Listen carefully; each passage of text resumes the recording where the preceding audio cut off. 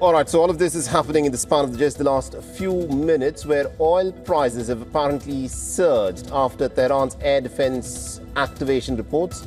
There's been a sudden increase in the price of Brent crude futures prices. The price of Brent crude has risen by $5 per barrel in the last few minutes. And this increase has occurred immediately after reports that there were air defenses in Tehran that were activated to deal with some hostile targets over the Iranian skies. The markets, remember, are very quick in reacting to any such escalation. Trump, of course, has been making statement after statement to try and manage the markets. One of the pain points that Trump is very sensitive to is how the markets, of course, behave, and the fact that the Brent crude has shot up by $5 is a interesting development. We need to wait and watch as to what unfolds from here on. And this is now going to be a crucial inflection point. Is this the beginning of another round of escalation? Because engaging hostile targets over the Iranian skies is not going to be a mistake, because at this moment the Americans have to come out and say something about what is in fact transpired here. The Israelis, one of the IDF officials to one of the Israeli media outlets, has said that Israel was not responsible in staging an attack, but a lot of people would look at the statement of Israel Katz, the Israeli defense minister, that he gave earlier in the evening, and will be looking at Israel for more answer vis-a-vis what has in fact transpired.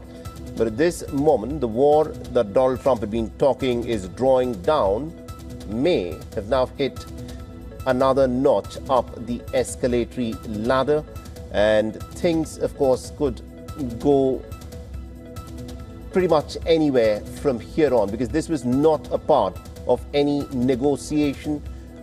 If there were certain targets that the Iranians say that they have engaged over the Tehran skies, it now remains to be seen as to what those hostile targets really were. Did they manage to effect any damage? And these are all questions that hang in the air. My colleague Molly Gambhir is still with us from the newsroom.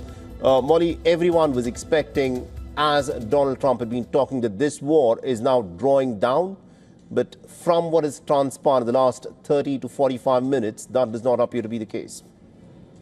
Indeed, from the first round of talks yielding no breakthrough as such, to hopes and expectations that a second round will take place, to that not happening, and then Donald Trump, just before the ceasefire was about to expire, saying first that he is not interested in extending the ceasefire, and then later extending that ceasefire unilaterally. But at the same time, the region remains on tenterhooks, right? Because we do not know what the future of those talks is. We do not know really what's unfolding in Tehran right now, given those explosions that have been reported. At the same time, Iran trying to put out that message, in fact, the statement that we just talked about from Abbas Araghchi is very categorical, because it's trying to put out a message of unity. The signaling also on part of the United States when it comes to what's been unfolding overall in the region, specifically speaking about the Hormuz crisis.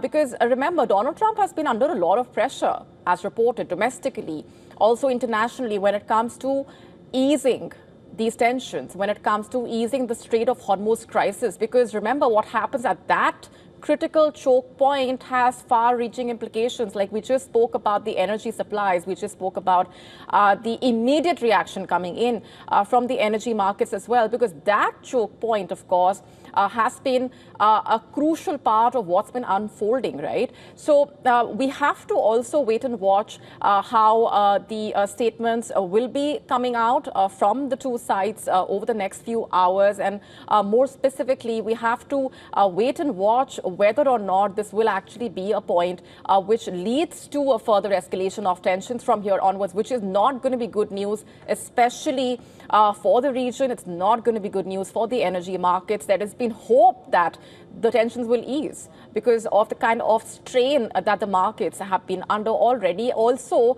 the kind of projections that have been made, not just economically, but also speaking about the energy supply specifically, that even if the tensions ease, say tomorrow, for example, it will take a long while for the recovery to happen. But now we're looking at a point where the tensions could escalate further.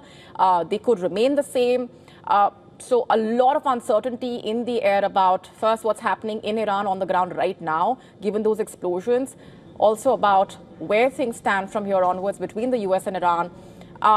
A lot of uncertainty. Molly, hold that thought. The price of crude is up by $5 a barrel in the span of the last 30 minutes. Since this information has come out, we'll slip into a short break. More updates will continue on the other side. Stay tuned to WION.